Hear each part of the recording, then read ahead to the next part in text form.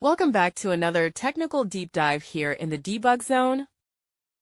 Today we're tackling a big question and breaking it down with insights from other users. Hopefully this clears up some misconceptions and helps you get the answer you need.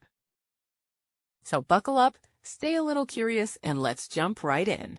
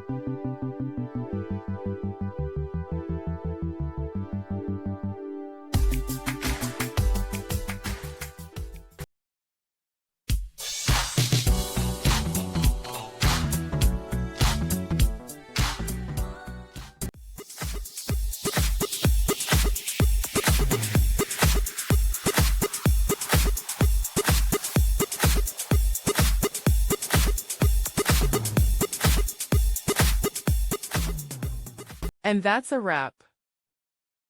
I hope you found the answer you were looking for. If you did, take a second to hit that subscribe button. It really helps out.